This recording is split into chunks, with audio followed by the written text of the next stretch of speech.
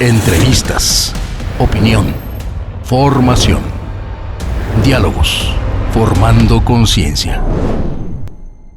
Hola, ¿qué tal amigos? Muy buenas tardes, bienvenidos a Diálogos, este espacio que produce Arquimedios de la Arquidiócesis de Guadalajara.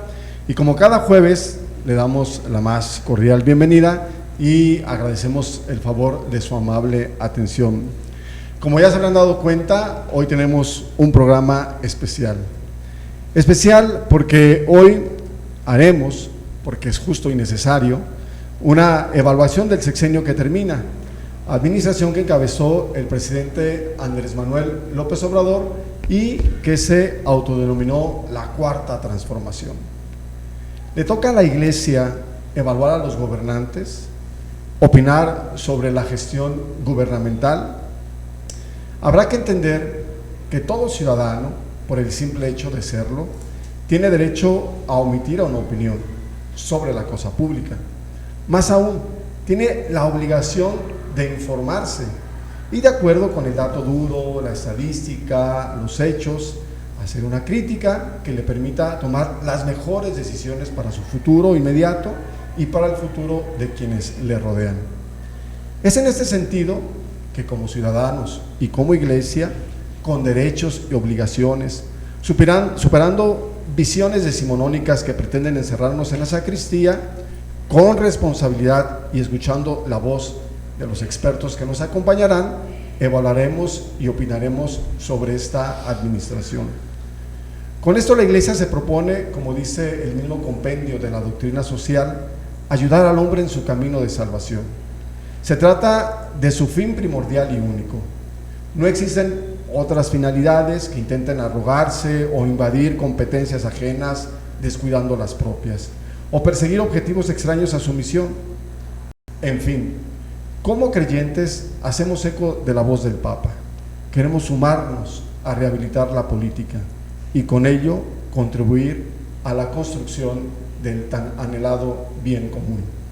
Gracias, de verdad, muchas gracias por estar con nosotros. Bienvenidos a Diálogos con el tema Balance y Resultados de la Gestión Federal. Tengo el gusto de acompañar en esta emisión de Diálogos al maestro Augusto Chacón Benavides. Él es director del Observatorio Jalisco Cómo Vamos. Estimado Augusto, un gusto compartir el micrófono contigo. ¿Qué tal, Arnold? Lo mismo digo, un gusto estar en esta presentación y un gusto, por supuesto, tener el privilegio de estar rodeado de 4 especialistas de primera línea en los temas que vamos a tocar. Excelente. Y justamente permítame presentarle a las especialistas que hoy nos acompañan, a nuestras invitadas. Está con nosotros la doctora Gabriela Vázquez Armenta. Leo su currículum. Ella es especialista en otorrinolaringología. Ha dedicado su carrera a integrar la atención clínica con la formación de nuevos profesionales de la salud, impulsada por la convicción de que la educación médica puede transformar vidas. Su trabajo combina la práctica clínica, la investigación y la docencia, lo que le permite crecer continuamente tanto en lo profesional como en lo personal. Como médico cirujano y partero, Gabriela enfrenta el desafío de llevar los avances científicos y la atención médica a quienes más lo necesitan, con un enfoque especial en enfermedades otológicas y alérgicas, áreas en las que ha centrado su investigación. Además, su compromiso con mejorar la calidad de vida de los pacientes la ha llevado a desarrollar nuevas tecnologías de diagnóstico y estrategias de tratamiento.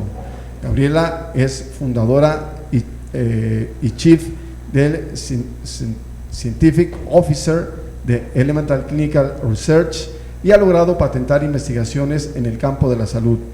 Lidera el grupo de Women Interested in Surgical Education, que ha sido reconocido internacionalmente por su impacto en la formación de mujeres cirujanas.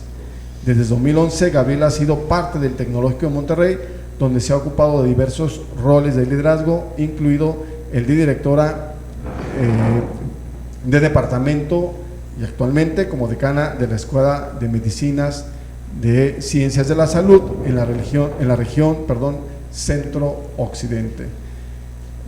Maestra Gabriela, bienvenida. Muchas gracias. Bien. Está también con nosotros la maestra Mireya Pasilla Torres. Ella es licenciada en Economía por el Centro de Investigación y Docencia Económica, el CIDE, y tiene maestría en Políticas Públicas Financieras por el London School of Economics del Reino Unido. Ha trabajado en el análisis de información tanto en la Dirección de Prestaciones Económicas y Sociales del IMSS, en oficinas centrales y en el Centro de Estudios Económicos y Sociales de Salud. Es profesora en el Instituto Tecnológico de Estudios Superiores de Occidente, el ITESO, es académica, consultora de varios, coautora de varios artículos de investigación y de capítulos de libros en materia de política pública.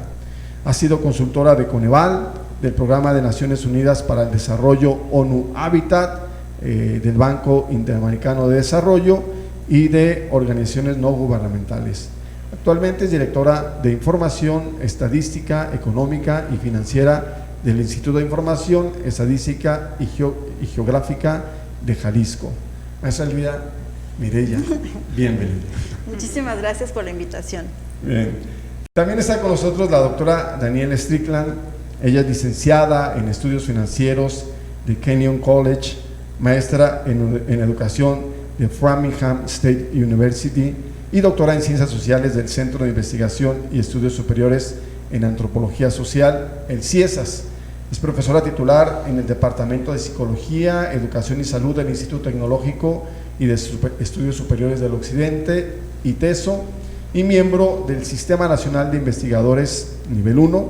También es miembro de la Junta Académica de la Maestría en Gestión y Desarrollo Social de la Universidad de Guadalajara, y sus temas de investigación incluyen jóvenes, violencia, seguridad, crimen organizado, aprendizaje transformativo, poblaciones callejeras. Bienvenida, doctora Danielle. Muchas gracias por estar con nosotros en Diálogos.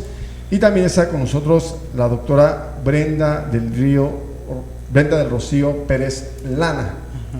Ella es doctora en Investigación Educativa Aplicada por el Instituto Superior de Investigación y Docencia para el Magisterio del Estado de Jalisco y maestra en Planeación Educativa por la misma institución.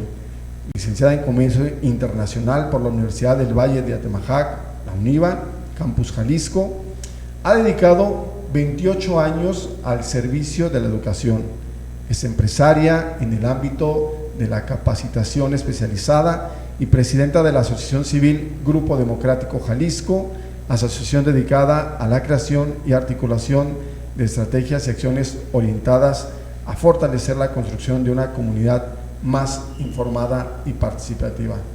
Bienvenida, doctora Brenda. Muchísimas gracias. Gracias por estar con nosotros en Diálogos. A todos.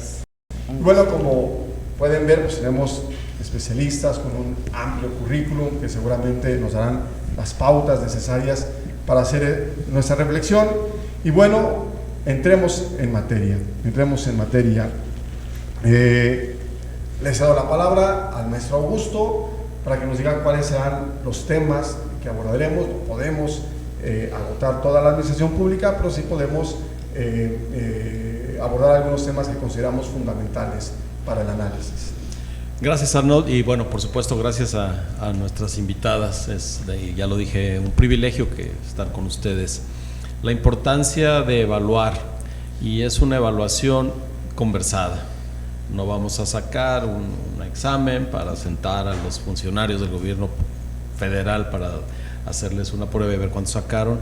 Es una conversación informada con quienes miran los distintos fenómenos que nos toca esta vez evaluar: salud, educación, economía y seguridad. Como ya oyeron en la presentación hecha de cada una de las participantes, tienen suficiente bagaje, no solo académico, sino de experiencia para platicarnos al respecto y poder entre todos establecer una conversación para saber qué hay con estos temas a partir de lo que ha hecho o no ha hecho, ha propuesto o no ha propuesto el gobierno de la República. Esa es la invitación, lo hacemos desde aquí, pero en realidad lo hacemos con ustedes y lo hacemos a final de cuentas entre todos. Desde luego que usted puede dejar sus comentarios, sus sugerencias, sus preguntas. Nosotros, cuando sea el momento, podremos responderle, ampliar información. Recuerde, esto es un diálogo y sin usted el diálogo está incompleto. La dinámica va a ser muy sencilla. Maestro Augusto dará una pequeña introducción a cada uno de los 4 temas que ya ha señalado. Le vamos a pedir a cada una de las invitadas que en 10 minutos agoten lo que gusten compartirnos a propósito del tema que van a abordar, y finalmente podremos luego ir teniendo un diálogo que enriquezca lo que las especialistas nos propondrán aquí sobre la mesa. Entonces, empezamos con el tema de salud. Estimado Augusto, si tienes a bien. Claro, con mucho gusto. Lo que voy a hacer es exponer algunos datos muy generales para darle pie a la doctora Gabriela, que me voy a tomar la libertad en este momento de decirle Gaby. Está bien, ¿Sí? Adelante, con toda la confianza. Gracias, Gaby. Salud. Bueno, a febrero de 2024, 16.4 millones de trabajadores en el país que tienen un empleador no tienen asimismo garantizada la prestación de la seguridad social. 16.4 millones de trabajadores. Un poco más de la mitad de la población permanece sin seguridad social y 39.1% sin servicios de salud. No hay seguridad social y particularmente servicios de salud. Esto lo evalúa la Coneval en su evaluación de la política de desarrollo social. En la pandemia de COVID, lo sabemos y tenemos que ponerla en el marco porque modificó muchas cosas, incluso planes de gobierno, desnudó a los sistemas de salud aquí y en el mundo. No estábamos listos para una pandemia de esa magnitud, pero al mismo tiempo se puso en evidencia para cuántas cosas en salud no estábamos preparados, la población y el gobierno. Lo que se suma a la cancelación del Seguro Popular, que fue una de las primeras acciones de política pública que tomó el gobierno federal. Cancela el Seguro Popular y dice voy a hacer algo mejor. El Seguro Popular no era perfecto, pero era un paso que ya se había dado respecto a la cobertura universal de la salud. Al menos en el imaginario de la gente había eso de yo ya estoy en el Seguro Popular. Estoy protegido. Y había distintas maneras de acceder. Por lo demás, todo el sistema público de salud, IMSS, ISSSTE, centros de salud, y recordemos que hay estados de la República donde Pemex tiene también para sus trabajadores, tiene servicios de salud, todos tienen deficiencias de toda índole. En cualquier nivel de atención, desde el más básico hasta el más alto, la atención no corresponde con las necesidades de la población. Y a final de cuentas, lo que el presidente propuso para sustituir el Seguro Popular, el INSABI, fracasó utilizando las palabras del propio presidente, diciendo la nueva política que propusimos no funcionó y ahora migramos a una cosa que se llama IMSS Bienestar. Ese es el estado de la cuestión en salud. Gaby, ¿qué tendrías que decirnos respecto a lo que tú sabes, respecto a lo que has vivido y sobre todo a lo que has estudiado? ¿Ahorita el estado actual o como estábamos antes? No, el estado actual, ¿cómo está el estado de la cuestión? El estado actual, bueno, ya platicaremos de dónde venimos. Bueno, yo creo que ahorita en el estado actual que nos encontramos, pues estamos aún con bastantes deudas, ¿no? También de administraciones pasadas, no hablando del sexenio pasado, sino hablando de décadas. En cuanto a la atención en salud que tenemos, nos encontramos todavía tratando de dilucidar o tratando el gobierno de encontrar esto que llamamos una seguridad en salud universal, que no sabemos realmente cómo se puede implementar, cómo se puede llevar a cabo. El sistema continúa fragmentado, ¿no? Tenemos también todavía IMSS, ISSSTE, tenemos lo que es la medicina privada. Creo que esa es una situación que tenemos que tener muy en consideración, porque que es medicina privada también es gasto de bolsillo, ¿no? Para las personas. Tenemos o ya no tenemos una entidad que pudiera asegurar a toda esta población que no está protegida por su empleador o por el gobierno federal como tal, que era el Seguro Popular. Como tú lo comentabas, pues no era perfecto. Sí había algunas situaciones en las cuales en algunas entidades federativas tal vez un poco de transparencia, ¿no? O la ejecución de sus recursos no eran de la manera más clara que quisiéramos, pero sí subsanaba una necesidad muy grande de la población, que ahora creo que la estamos subsanando a partir de las farmacias similares, ¿no? También todo un estudio de farmacia. Todo un estudio que hay que también analizar, cuánto estábamos ahí amortiguando, ¿no? A la falta de una cobertura universal como tal. Esto lo aunamos también con una crisis que tenemos en cuanto a la dispersión de estos servicios. Continuamos centralizándolos, ¿no? Y no estoy hablando que se centralice a lo mejor las órdenes, ¿no?, de cómo va a ser la política en salud, sino más bien cómo están distribuidas estas unidades de atención primaria, secundaria, terciaria a lo largo de las entidades federativas.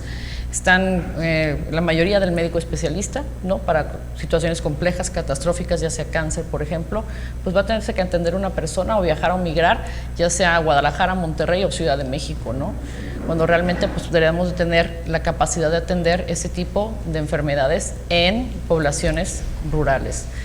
La medicina preventiva sigue siendo una crisis, ¿no?, en nuestro país. Deberíamos estar migrando ya a un modelo completamente de medicina o promoción de la salud.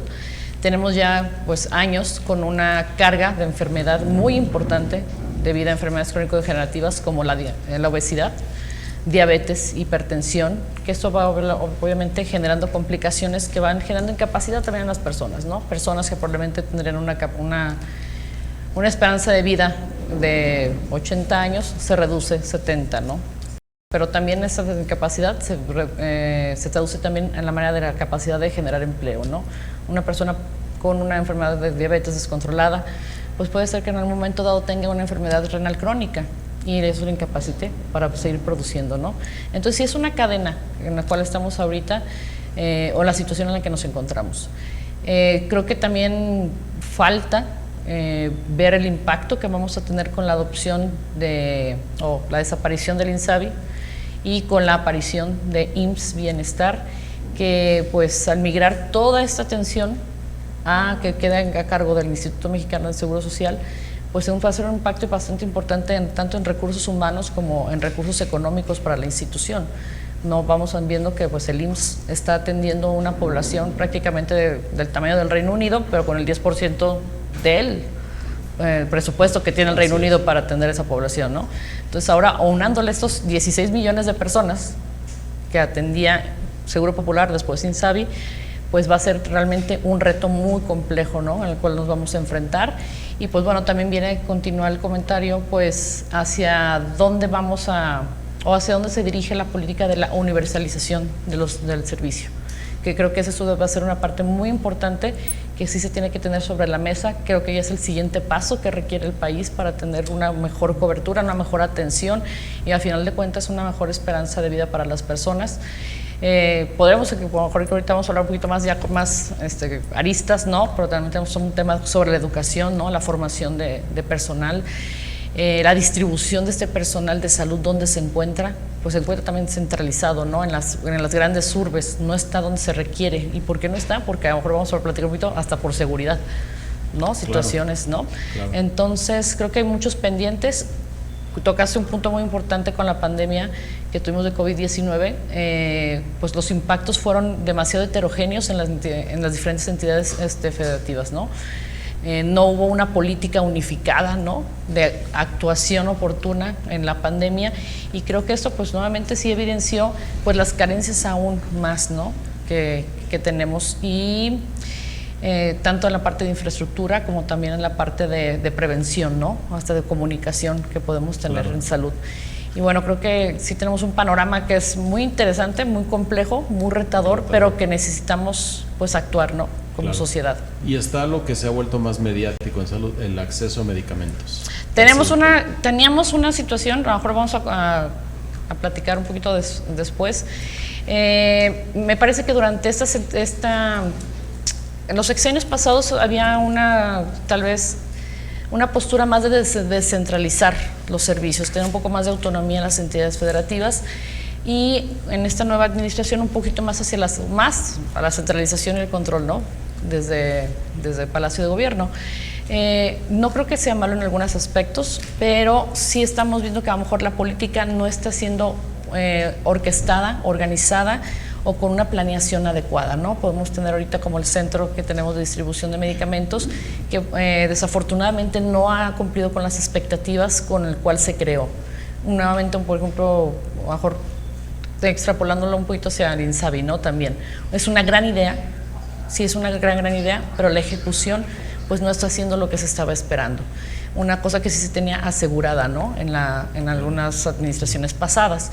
Eso también es muy importante porque necesitamos una política pública también para el acceso a los medicamentos y el control del precio del medicamento también. Y en esa misma lógica está el tema de la vacunación, del que también hay muchas quejas que México ha retrocedido en este programa. Hemos tenido, yo creo que algunos huecos durante todos estos cambios, a lo mejor de cómo vamos a estar gestionando las instancias de salud, en las cuales a lo mejor están desprotegidos los planes de vacunación, que no hemos tenido la capacidad pues de tener a lo mejor el acceso al biológico, a la vacuna de manera en tiempo y forma para poder proteger principalmente a las infancias, ¿no? Que es lo que se busca con la cobertura. Y México pues históricamente era uno de los países con mejor cobertura y tasa de vacunación a nivel mundial, ¿no? Y sí, eso sí lo hemos ido perdiendo. Y nuevamente, pues sí, va en una parte de planificación de nuestros recursos, del acceso a estos medicamentos y pues la prevención, o sea, no solamente prevención de enfermedades, sino prever a futuro la operación del sistema de salud, ¿no? Creo que estamos un poquito trabajando más con cosas emergentes que realmente con una planeación más a futuro.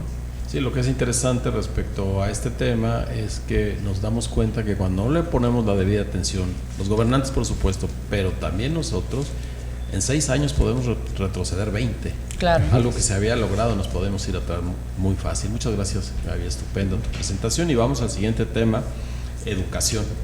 Para ello nos acompaña la doctora Brenda Pérez Lana. También voy a tomar la libertad de decirle Brenda nada Gracias, más. Augusto, por supuesto, con toda la confianza. Así que en la misma dinámica, Brenda, sí, doy algunos datos del panorama general nacional y ya nos cuentas tú la visión que tienes, porque tienes la visión del país y también la visión de lo que sucede a nivel de escuela.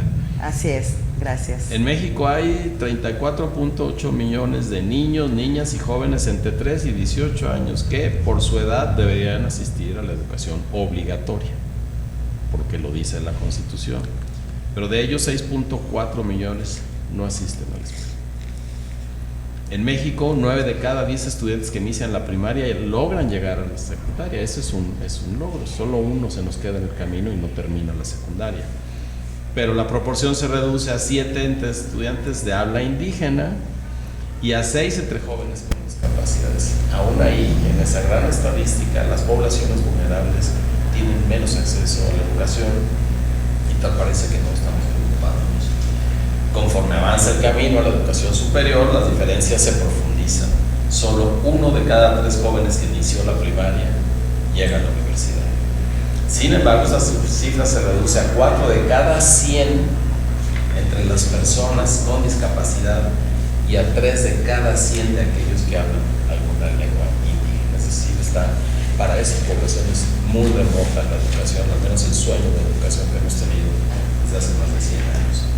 El Consejo Nacional de Evaluación de la Política de Desarrollo Social, el Coneval, señaló en 2020 que 1 de cada 10 mexicanos en educación obligatoria está en rezago educativo.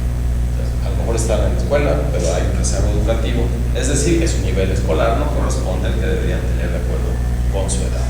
Se ha venido rezagando. Y de acuerdo con PISA, esta prueba de 2022, 31% de las escuelas secundarias en México respondieron no contar con una plantilla docente suficiente y 18% considera que no tiene personal docente capacitado adecuadamente.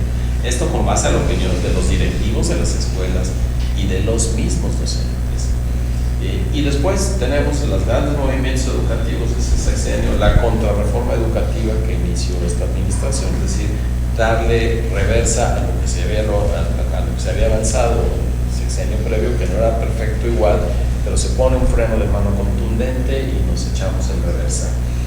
El debate que ya conocemos, los libros de texto que nos consumió cuando menos 2 años, que no corresponden a un modelo educativo, se hacen primero los libros y luego se piensa en un modelo, lo cual es un contrasentido. Y esa idea de la escuela mexicana, ahora decimos que tenemos una escuela mexicana, pero también se cancelan las escuelas de tiempo completo, lo que no solo incide en la educación, incide en el sistema de cuidados. Metemos en problemas a las familias que con la escuela de tiempo completo no solo tener una mejor educación para sus hijos, sino ellos mismos podían dedicarse a sus labores con la tranquilidad de tener a los hijos en la escuela. La relación inevitable, mencionarlo, con los 2 grandes gremios en el país, el Sindicato Nacional de Trabajadores de la Educación, Educación y la Coordinadora Nacional de Trabajadores de la Educación, y ¿Qué con los estados? Esta centralización que ya nos decía Gaby en el bloque de salud, y las maestras y los maestros, ¿qué opinan? Porque parecen un poco al margen de esta discusión de las grandes políticas públicas. Se hacen libros sin su concurso, se cambia el modelo sin la participación de los docentes, se plantea una escuela mexicana sin un consenso amplio de casi 1,5 millones de profesores que tiene y profesoras que tiene el país. Y a final de cuentas, la evaluación educativa, la calidad, ya decíamos, el rezago, y algo muy importante, particularmente en la secundaria, la deserción. Todo eso está en el mundo educativo, que a final de cuentas, ya lo anunciaba Gaby, atraviesa transversalmente a la salud, por supuesto a la economía, sin duda a la seguridad. Pero bueno, Brenda, tienes la palabra. Muchas gracias. Demasiados temas. La educación impacta en la vida social de todas las personas, y creo que es una gran tarea que tenemos que hacer todos. Sin duda que efectivamente hoy en día la problemática social tiene que ver con un gran tema de rezago educativo que va más allá del asistir o no asistir a las escuelas, ¿no? Tiene que ver con esta parte de la formación de los docentes, de la formación que se promueve a los alumnos, de la formación de las familias también en función a lo que trasladan en comunicación a los alumnos que asisten a las escuelas. El panorama ahorita efectivamente en educación es desafiante. Tomas algunos puntos muy necesarios ahorita que estamos en un proceso en el que vamos a transitar nuevamente, ¿no? de una administración a otra, en la que estamos haciendo un balance de resultados. El balance social nos deja un poquito mal parados en función a la educación a nivel nacional, porque a pesar de que se ha promovido mucho que tenemos políticas que atiendan poblaciones vulnerables, se dijo mucho durante la administración que estábamos atendiendo estas políticas que atendían todas las desigualdades para temas de discapacidad, para las primeras infancias, para los niños, niñas y adolescentes, todas aquellas temáticas que pudieran ya no tener una población tan vulnerable, que pudiera asistir a la escuela y que esto impactara de mejor manera en el desarrollo social. Efectivamente, hoy en día el panorama nos abre una grandes áreas de oportunidad en función a la deserción. Los alumnos aún continúan desertando, si bien es cierto, de la primaria a la secundaria se logra una cobertura a nivel nacional, pero esto es en teoría. El decir que hay suficientes espacios en educación primaria para la cantidad de niños que tenemos en edad de cursar la primaria es correcto. El tema es el espacio donde se encuentran ubicados los planteles y que realmente respondan al contexto. Entonces es ahí donde encontramos el dato en donde el alumno ya no asiste porque el espacio que le queda cómodo cerca de casa y que además resuelve el tema de movilidad, de economía de las familias, no es el espacio adecuado. Entonces ahí empieza a ser un factor de rezago. Esto hablando de los niveles de educación básica. La situación sin duda empieza a agravarse cuando van de la educación básica a la educación media superior, que sigue siendo un tema en donde todos los hallazgos sociales, la economía, la falta de servicios y muchos otros factores inherentes hacen que el alumno también continúe rezagado. Y sucede que nuestras políticas que estamos sí impulsando, sí promoviendo y difundiendo, realmente no responden a una necesidad concreta. Quiere decir que estamos generando políticas educativas generalizadas, valga la redundancia, en función a que hacemos una política general que no responde al contexto y que no responde a la necesidad específica por nivel educativo o por atención a población específica y vulnerable. O por región.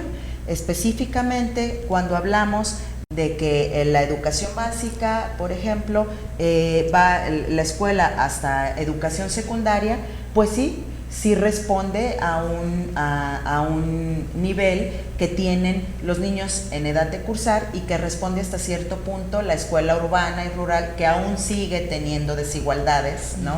Siguen siendo muy evidentes las desigualdades en estos contextos, pero en teoría responden al servicio.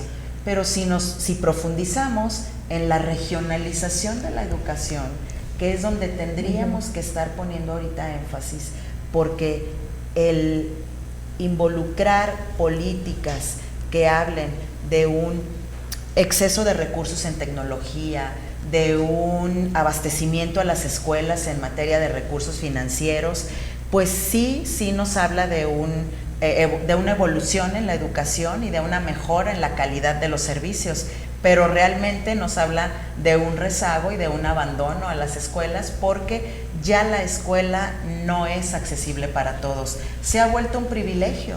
Entonces creo que contamos o tenemos enfrente una situación de disparidad entre la política pública que se promueve y la realidad educativa que se vive.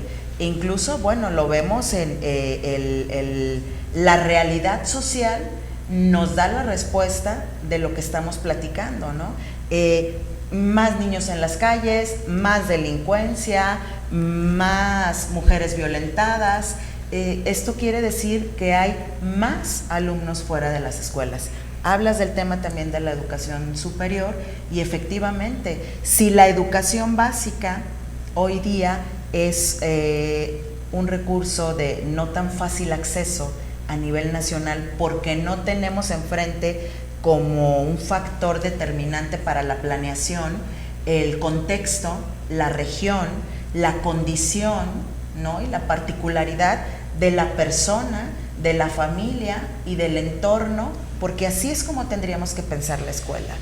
Hoy en día pareciera que estamos adaptando la escuela a la forma de vivir en sociedad y no estamos pensando a que la escuela tiene que jugar el rol de formar para una sociedad, ¿no? Entonces, creo que todo está ahorita como desarticulado en función a lo que está sucediendo socialmente. En la educación superior hoy en día también está siendo de privilegio para pocos, porque, pues, si bien es cierto, no responde de alguna manera en su generalidad a la necesidad de la continuidad de un perfil que viene el alumno de la educación básica, media, superior, y a lo que la demanda económica, social y de desarrollo económico requiere a nivel nacional. El alumno llega a la educación superior y de alguna manera ya transitó por un ejercicio familiar, ejercicio personal, en donde tuvo de alguna manera que enfrentar algunas situaciones que ya para la educación superior, que tendría que ser, como lo dice el discurso, un derecho también, ¿no? Educación para todos, aun cuando la Ley General de Educación dice que hasta la educación básica, que hoy día es hasta la educación media superior. Sin embargo, pues también en la política pública discursiva se dice que también la educación superior ya es accesible para todos. Entonces, tendríamos que plantarnos ahorita a revisar estos indicadores que nos marcan un bajo rendimiento en la educación, una desmotivación en la educación, la desigualdad de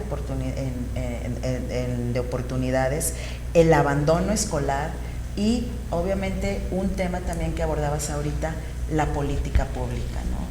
Las instituciones que se involucran para generar un servicio de calidad educativa. Hablabas de los sindicatos, hablabas de la institución de la educación como tal, y pues bueno, si bien es cierto, la educación estaría resuelta con un magisterio que tuviera garantía en función a sus situaciones laborales también, que sin duda también han pasado por muchos procesos evolutivos que han exigido para ellos una formación también que responda a los retos sociales y educativos. Sin embargo, bueno, las instituciones también creo que han pugnado por intereses que van más allá del tema social para el que la escuela ha sido creada, más allá que para lo que los intereses de alguna manera de las instituciones y de los gremios y grupos políticos tienen pensado para darle continuidad justamente a estos temas que hablabas también de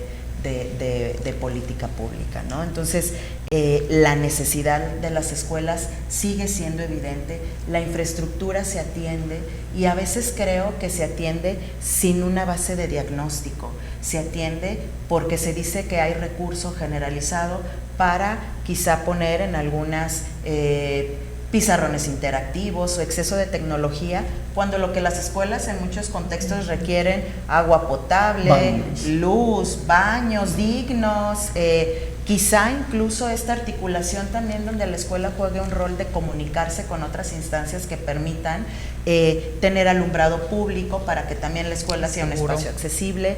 En fin, la escuela es tarea de todos, ¿no? Entonces, sí es un tema muy complejo.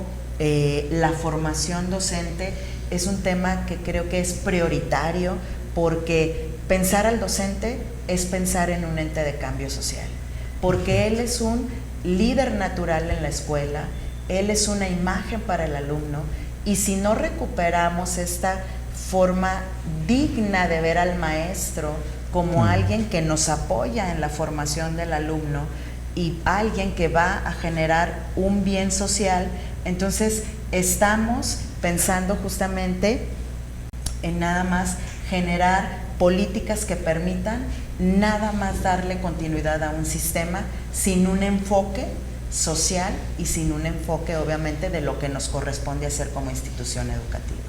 Muy bien, pues muchísimas gracias. 2 rubros, 20,000 desafíos. Exactamente. Gracias a ustedes, gracias. Qué bueno, bienvenidos todos a mi depresión. Ahora vamos a pasar con la maestra Mireya Pasillas Armenta. También por la confianza, no más Mireya. Mireya, muchas gracias por estar con nosotros. Y Mireya, su tema es economía. Y también en la misma mecánica, Mireya, te doy algunos datos, proveemos a quienes nos están viendo y escuchando algunos datos. A nivel nacional, 12% de la población contó con un ingreso inferior a la línea de pobreza extrema por ingresos. Es decir, 15.5 millones de personas no pudieron adquirir productos de la canasta alimentaria, aún destinando todo su ingreso a la compra de alimentos. Y esto lo dice Coneval en la evaluación de la política de desarrollo social de 2024. El crecimiento de la economía, ahora que va a cerrar el sexenio del presidente López Obrador, va a promediar un poquito menos de 1% al año, lo cual es muy, muy mediocre. Yo lo simplifico, tú eres la especialista, pero cuando crecemos a una tasa menor que el crecimiento de la población, estamos en problemas. La presión inflacionaria que tenemos unos años a partir de la pandemia, pero este año va a rondar 5%, si no es que un poco más, y eso ya sabemos que es el impuesto para los más pobres, un impuesto que nadie pidió. La inversión pública y privada no supera 20% del Producto Interno Bruto. Para tener una referencia, en China y la India llega a 25% y a veces llega a 30%. De acuerdo con la Secretaría de Economía Federal, si son datos oficiales, este año 2024, 143 proyectos de inversión extranjera se ponen en suspenso por todo lo que está pasando en el país, es decir, 45.644 millones de dólares, lo que va a afectar el Producto Interno Bruto del año que entra. Y para tener otra referencia, cada punto del Producto Interno Bruto equivale a 14,000 millones de dólares y produce entre 100,000 y 150,000 empleos. El empleo no está mal, 2.6% de desempleo entre la población económica activa. Esto al mes de mayo, la población ocupada son casi 60 millones de personas, en ocupación formal son un poco más de 27, en informal 32.500.000 personas. En la economía informal participó en 2022 de un cuarto, 25% del Producto Interno Bruto. Es decir, esa economía informal es muy importante, pero los trabajadores no gozan de prestaciones, generalmente no pagan impuestos, y por un lado ganamos, pero por el otro perdemos. Y por cada 100 pesos del Producto Interno Bruto del país, las personas ocupadas formales generaron 76 y las ocupadas en formalidad 24. Y algo muy importante, economía, Estado de Derecho y lo que se presume, las remesas. Somos unos campeones en las remesas, lo que tiene al Banco de México bien llenito de dólares. Este es el contexto general. Mireya, bienvenida y muchas gracias. Muchas gracias por la invitación. Pues sí, efectivamente la economía mexicana es compleja. Ya veníamos de tasas muy moderadas de crecimiento el sexenio pasado, 2% cerramos en 2018. El promedio del sexenio anterior fue entre 1.8 y 1.9. Y en este sexenio, en 2019, antes de la pandemia, empezamos con una caída de 2.4% del PIB. Y empezó por esta incertidumbre, primero por la cancelación del aeropuerto de Texcoco. Eso ahuyenta la inversión y y cayó la economía en 2019. Viene la pandemia, caímos 8.4% ese año. Fuimos de los países miembros de la OCDE, de la Organización para la Cooperación y Desarrollo Económicos, que más cayó. Y a pesar de esa caída, el gobierno mexicano no generó una política contracíclica. Prácticamente fue un país que no dio apoyos, cuando otros países lo que hicieron fue apoyar a las empresas, a los trabajadores, y a través de varios mecanismos que también se generaron. Por ejemplo, en otros países hay seguros de desempleo, aquí no lo tenemos, entonces no había forma de ayudar a los hogares. Caímos en esa proporción, 8.4%. En 2021 hubo un efecto rebote del 6%, y bueno, no es porque hayamos hecho algo muy extraordinario, otros países crecieron más que nosotros.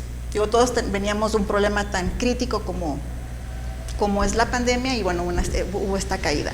Entonces fuimos un país que prácticamente no se recuperó lo suficiente, de una caída del 8% y un crecimiento del 6%. Como bien lo dices, el crecimiento que se espera para este 2024 se bajó de 2.5 a 1.5, y efectivamente, si bien el crecimiento económico promedio de este sexenio va a estar por arriba del 1%, efectivamente, como bien lo mencionas, en términos per cápita va a haber una caída del PIB per cápita. Eso quiere decir que comparado con 2018 estamos peor.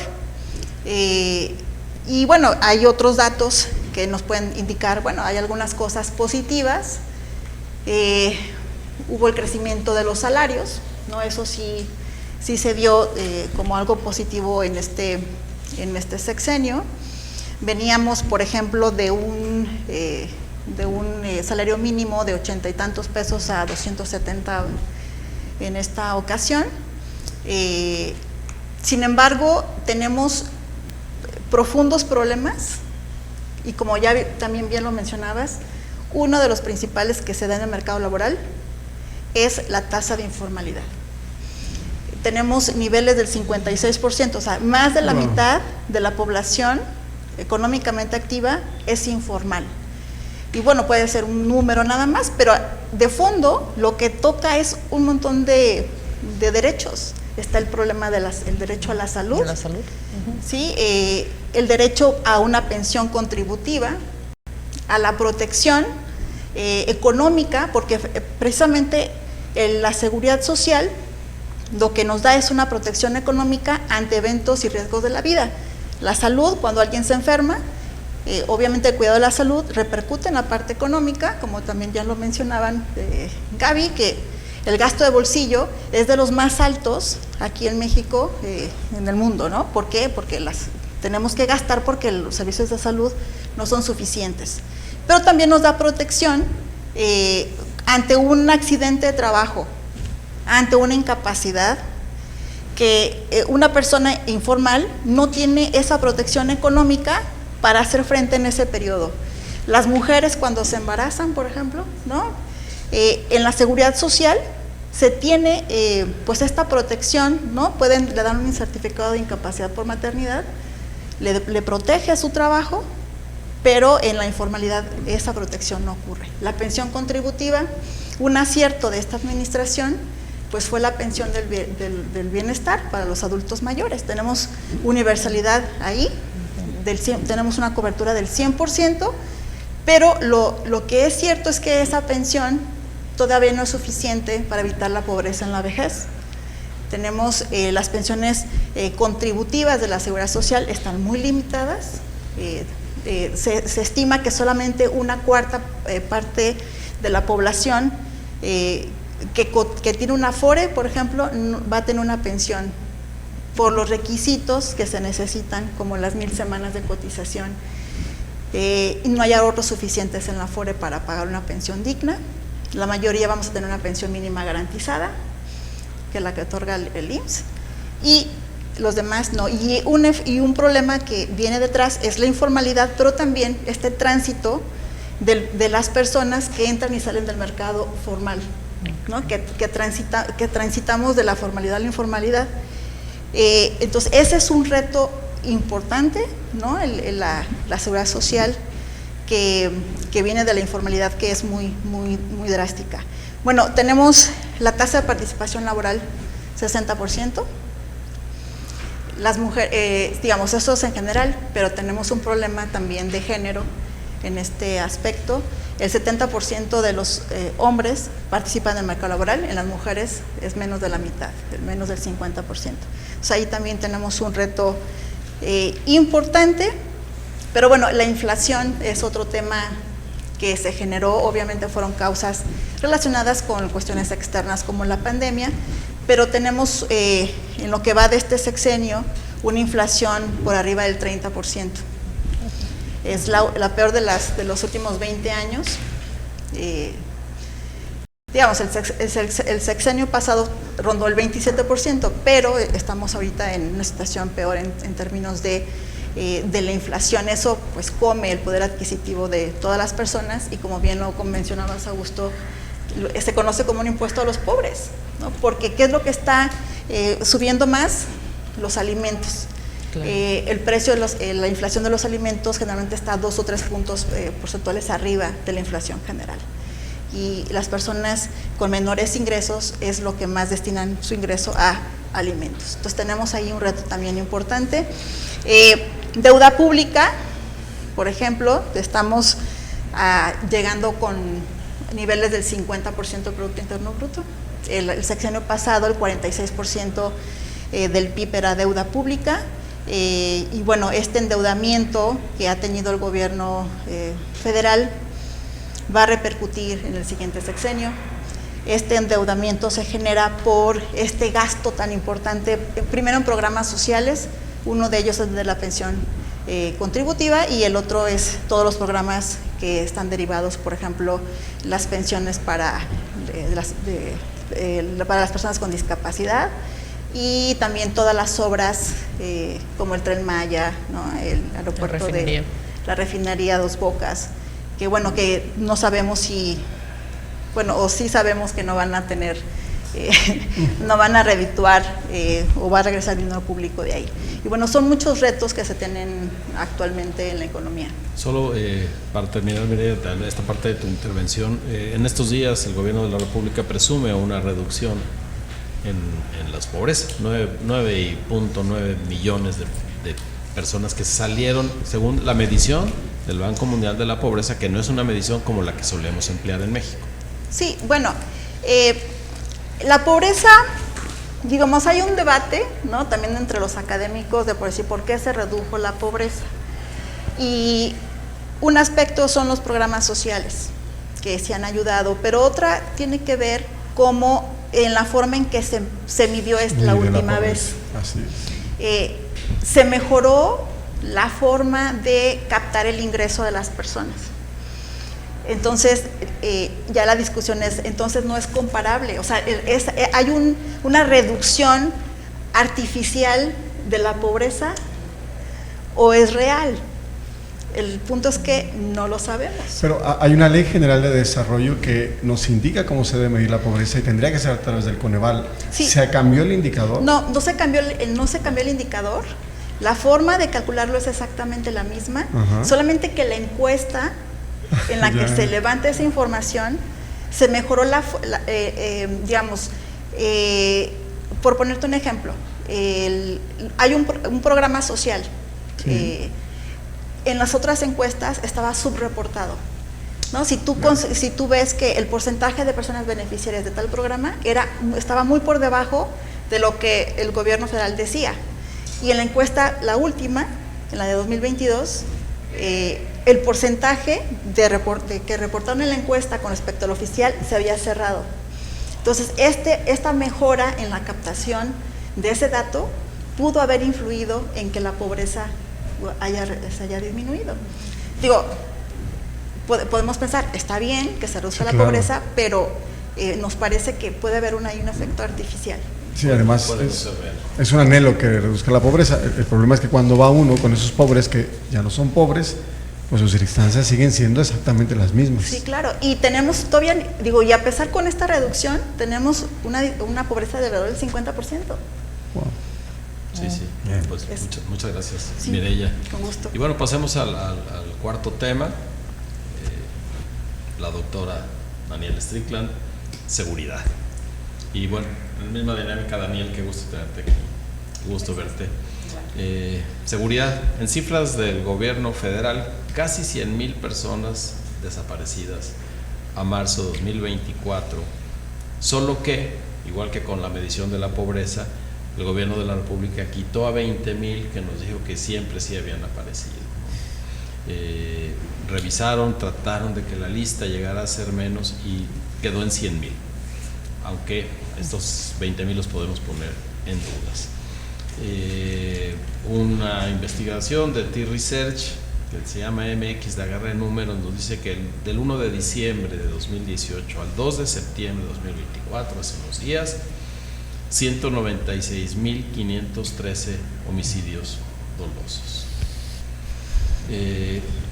Tenemos estadísticas terribles en el primer trimestre de 2024, donde los estados, donde los homicidios son en algunos estados una de las 5 principales causas de muerte. Por ejemplo, Guanajuato, Michoacán, Chihuahua. Es decir, sobre el ataques al corazón, no muy lejos están los homicidios dolosos. Y en Colima es la principal causa de muerte. Y bueno, estos son los datos generales desaparecidos. Ya sabemos que es el gran fenómeno que nos tiene apesadumbrados a todos. Homicidios dolosos, que son las cifras que nos tienen el sentimiento de inseguridad tan alto. Pero también, Daniel, crimen organizado, pérdida de control de muchos territorios en donde el Estado mexicano ya no entra, y alrededor de esto los impuestos alternos, extorsión, cobro del piso. Ese es a grandes rasgos, además de los robos pequeños, de la violencia cotidiana que vivimos, pero en grandes rubros, esto es lo que nos está reportando la seguridad en el país. Tienes la palabra. Así es, pues ya cerramos con un tema no muy alentador. Otro. ¿Verdad? Otro, exactamente. Pero aquí lo que me quedo pensando al haber escuchado a las compañeras es cómo estas estadísticas tienen que tomar estos números con otro grano de sal, por decirlo de una forma, ¿no? Porque está la cifra negra.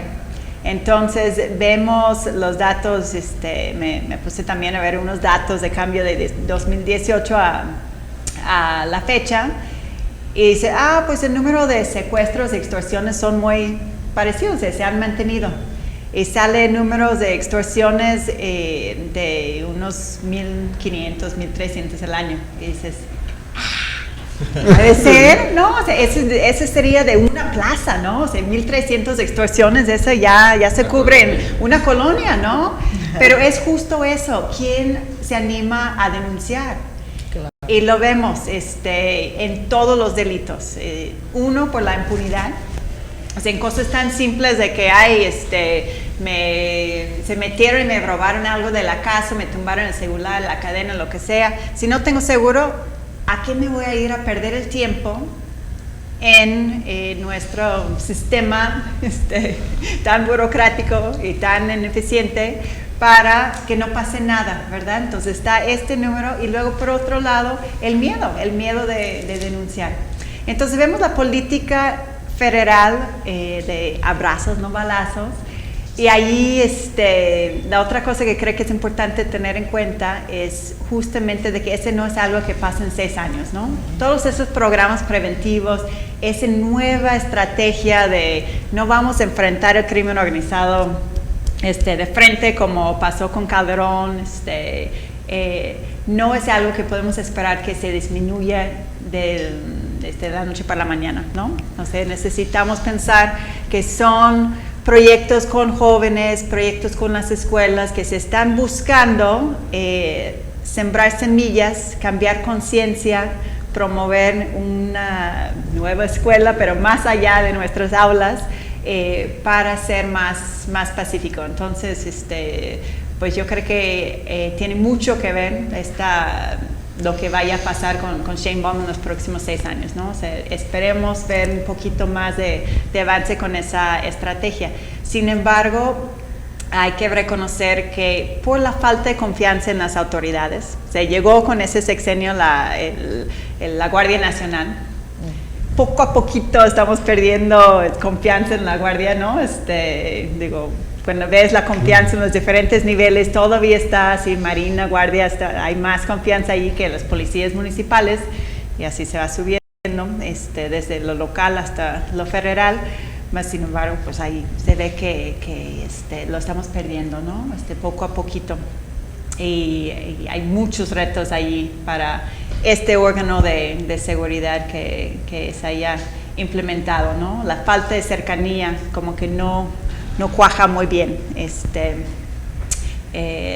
Esa política preventiva que vemos con la Guardia Nacional, que el 79% de los agentes vienen desde una formación militar, sin elementos de cercanía ciudadana. Entonces, retos muchísimos, esperanza para el futuro próximo, muy poco, pero pues ahí lo llevamos. Pero vivimos en seguridad, particularmente como ya lo veíamos en la educación, esa centralización de la mirada. Exactamente. Y el desprecio a lo local y privilegiar el discurso. Todo se arregla en el discurso, aunque en la realidad todo sigue mal. Exactamente. Y lo que parece una política pública no lo puede ser, abrazos no balazos, eso no puede ser una política pública en realidad. No, exactamente, o sea, es un discurso tal cual, y lo que viene pasando es que la gente va tomando más confianza con los de la plaza que están allí reemplazando a esos agentes de seguridad pública de quienes no tenemos confianza, están comprados, se le enfrentan al plato plomo, y ahí se le complica aún más el reto de tener servidores públicos en todos los niveles que realmente pueden garantizar la seguridad. Del copel a su cuello al plato de plomo, ¿no? Bien. Augusto, podemos hacer un cierre de lo que han dicho, de lo que nos han aportado, para ir justamente pues dándole fin a esta primera parte. Así es. Sí, muy bien, y bueno, yo nada más te digo, Arnold, para generarte mucha envidia, tanto Gaby como Brenda, como Daniel y Mireya, los conozco porque hemos hecho proyectos en común a partir de Jalisco Como Vamos, y ese es el centro de la esperanza. Está aquí en esta mesa, pero está también allá donde nos están viendo. Tenemos que tomar control de muchas cosas, y para tomar ese control primero hay que pensarlas, hay que diagnosticarlas, hay que dialogarlas entre nosotros y acercarnos a las especialistas.